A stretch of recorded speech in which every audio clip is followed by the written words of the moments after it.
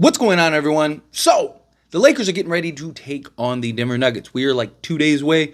Depending on when you're watching this, could be a day, could be the same day. But nonetheless, Lakers versus the Nuggets. It's what I've been wanting. It's what I asked for. I got what I asked for, right? Bring me all the smoke. Opening series, right? Get it over with. We're either good enough or we're not. If we are, guess what? We win a chip, baby. If we aren't, then guess what? We weren't ever going to win a chip regardless this season. We'll get back to drawing board next season, right? Only one team every year is good enough to say that they were good enough to win a championship. One team. There's multiple teams that are contenders, that have a shot, this, that, and the other, but one team gets to say, we were good enough to actually win. I believe the Lakers have the potential to be that team. We're going to find out here shortly. But the Lakers are missing pieces, right? Christian Wood, obviously him. Don't expect him anytime soon. The deeper we get into the playoffs, the more likely it is that he could potentially return, right? If we get into like the second round or even the conference finals, maybe we get him around that time. But even then, it's like, after being out for that much time, how much of a factor is he going to be? I mean, it'd be nice to kind of just have another big body that you could throw out there on occasion. But Jokic is kind of like the one. Like, if we ever were going to use Christian Wood, it's the Jokic matchup, right? Because at least he's not stopping Jokic, but he's just another 6'10" guy you could throw on Jokic to just try to make things and disrupt him a little bit. He also has like a 7'2", 7'3" wingspan. That would help and go a long way as well. But nonetheless, don't expect Christian Wood. The other piece, which is a huge piece for the Lakers, especially in this matchup, is Jarred Vanderbilt.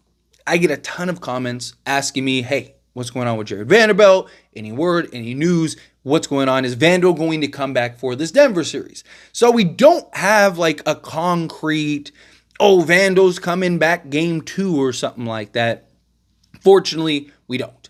But Darvin Ham was asked and did address it. And he said that Jarred Vanderbilt is basically still day-to-day, that he is, kind of working in the direction, but he's on pace, right? He's on the regime. So what he exactly said. So Darvin Ham was asked at the practice today if Jarred Vanderbilt will be able to return during the Nuggets series, and this is all he said. Vando is still on the same day-to-day regime, and it's going according to plan. So again, kind of like, it's his way of kind of tiptoeing around the question, right? That's kind of what it felt like to me.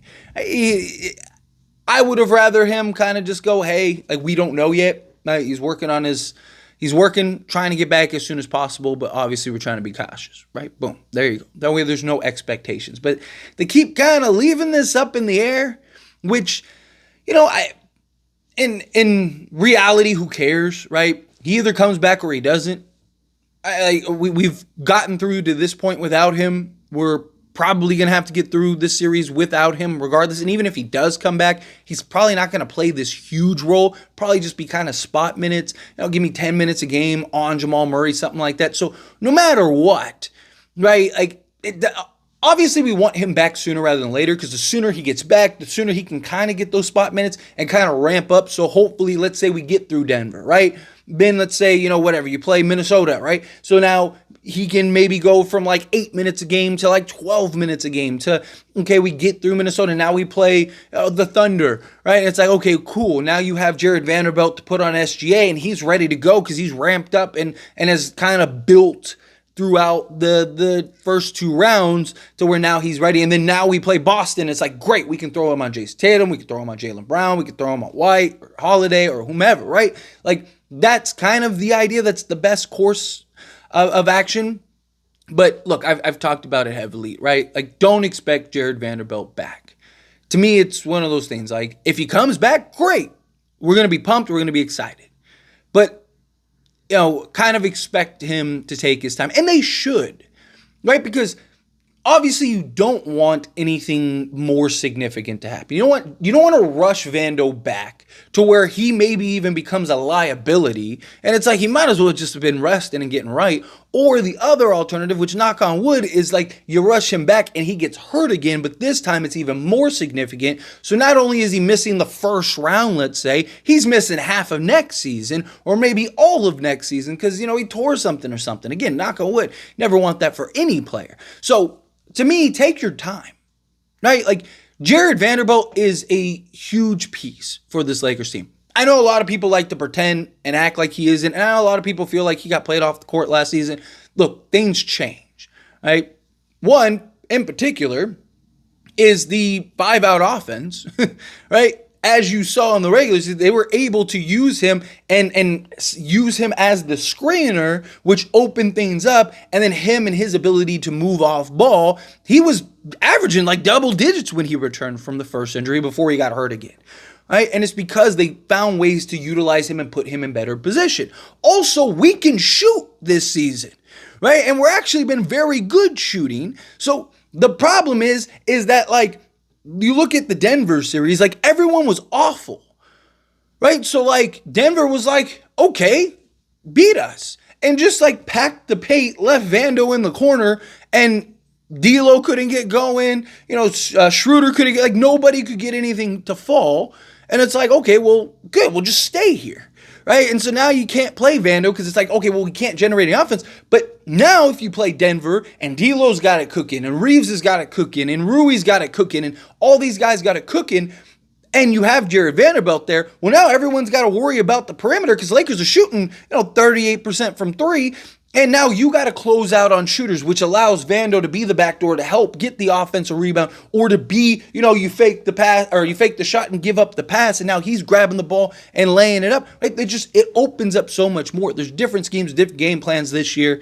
This roster has different pieces. Guys are better than they were last season for the Lakers. Again, we'll see too, because you also don't know, right? You get into the playoffs and everyone, D'Lo, I know a lot of people really are hoping D'Lo lays an egg, which I just don't get, right? Like, I just don't understand why people that say that they're Laker fans are rooting against D'Lo, right? I don't know what he's going to be. D'Lo could end up being terrible. I don't know, but I'm not hoping for that. I'm not trying to be right. Oh, see, look, I told you D'Lo was going to choke, trash. No, because if he's trash, we're probably losing the series, right? So we need D'Lo to be great. So if guys are great and you get Vando back, that's going to open things up and make things easier for him. Not just that, he's not going to need as big of a role this year as he was last. Like last year, we were desperate for bodies, and we needed him badly. We didn't have any other people. We didn't have a Gabe Vincent and Spencer Dinwiddie, right? We didn't have guys playing to like Rui playing the way as good as he has been, even including off ball and his shooting and all that stuff, and D'Lo, and right. We didn't have some of these pieces, Taurean Prince, right? Like we didn't have these guys. This year we do. We have multiple guys that we did. Taurean Prince has been everything that we were hoping Malik Beasley would be. And Malik Beasley was literally unplayable for us, right? Like there were so many differences between last season and this season with this roster. Now we'll see what the result is. I would be shocked if the Lakers get swept, but point is, if Vando comes back, he's not going to be we're not asking him to play 30 minutes a game and lock down Jamal Murray the whole time. And, oh, yeah, by the way, we need you to give us 10. No, like, you're playing him, if he does come back, you're playing him in limited doses, right? You're bringing him in and you're going, hey, we're going to give you like 8 to 10 minutes a game, right? Maybe get 4 minutes early, 4 minutes late. And we need you to put all of your effort and energy into just the hustle plays, the dirty work, and just defending whoever we ask you to defend, right? Most likely Jamal Murray, unless somebody else has just got it going, right? So to me, like that's where he would add value is like, hey, can you give us a good 4 minutes, a half of just like great defense, high intensity, offensive rebounds, chasing down balls, sacrifice your body, doing the Jarred Vanderbilt stuff in small limited doses rather than, hey, Vando, we need you for 20 plus minutes a game to basically be an offensive threat, be a defensive stopper, rebound, defense. Like it's different. We're in a completely different situation in that regard. But again, I don't think Jarred Vanderbilt comes back and the Lakers, even if he was fully healthy and good to go. Right, like I don't expect Jarred Vanderbilt. Jarred Vanderbilt can absolutely be the difference because again, if this series and these games are as tight as they have been, then this game and game 2, 3, 4, 5, 6, 7, however many, they're all going to be very marginal. So to think that Jarred Vanderbilt coming back and maybe getting a key turnover or getting a key offensive rebound or getting something could be the difference, then it's just silly. Right? Again, I'm not saying Jarred Vanderbilt comes back and the Lakers are, that's it, Lakers are the best team in the league, Lakers are running through, they're sweeping Denver. No, nothing like that. But in a game that comes down to moments, and a game that comes down to the little margins in between the margins, like guy like Jarred Vanderbilt absolutely can be the difference between you winning or losing a series. Right? Just one live ball turnover can be the difference between you winning or losing a game. Him chasing, great example, right? Not Jarred Vanderbilt, but Taurean Prince. Just popped in my mind. Against Phoenix in the in-season tournament, right? Tight game. Phoenix has the ball. Ball gets loose. It's rolling out of bounds. Phoenix is going to just let it go because, Kevin Durant's the closest player, but he sees it's clearly going out of bounds. No one's making a dash for the ball. He just kind of, okay, whatever. What does Taurean Prince do? He goes, no, I'm going to get that ball.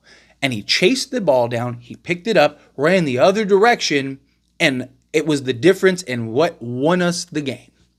Because if that doesn't happen, then Phoenix has the ball, and very likely he goes and scores, and we're in a completely different position. But it's that small play that goes unnoticed that people don't even think about, people don't even mention, that is just kind of in hindsight. But go back and watch that game and tell me that wasn't the play that sealed the game for the Lakers. It was, right? Like, could, a half-court crazy shot happen? Of course, there's always, but I'm talking about based on the sequences that ended up happening, right? Taurean Prince chasing down that loose ball changed everything. It did. It changed literally everything. So you're just in a completely different situation. That's the kind of things that Jarred Vanderbilt can do. Everyone's just kind of watching the ball go away, and he's tracking it down, saving it, kicking it out. LeBron's going the other direction, getting a tomahawk dunk or something, and that could be the difference between you winning or losing a game. So he absolutely is a big factor. But anyway, as always, this is a discussion, pass question on you. Let me know your thoughts and opinions down in the comments below. Again, don't expect them back. Like, the later we get, if we start getting into game 5, 6, 7, maybe he'll start coming back. I know that there was talks about him potentially coming back as soon as this week, that he is expected to come back at some point during the first round. Again, just kind of wait, right? Just expect him not to return, and if he does, great. If he doesn't, then he doesn't, and then maybe he comes back for the second round. It's kind of one of those things, like, hope for the best, expect the worst type thing. So expect to play this series without him, but it'd be nice if he comes back and we're in good shape. But anyway, as always, again, let me know down in the comments. That being said, if you haven't liked this video, hit that like button. Helps me a lot. So when you enjoy these types of videos, and I truly appreciate it. And that subscribe channel, hit that subscribe button. Turn on the bell notifications. Appreciate y'all. See you in the next one. Thank you.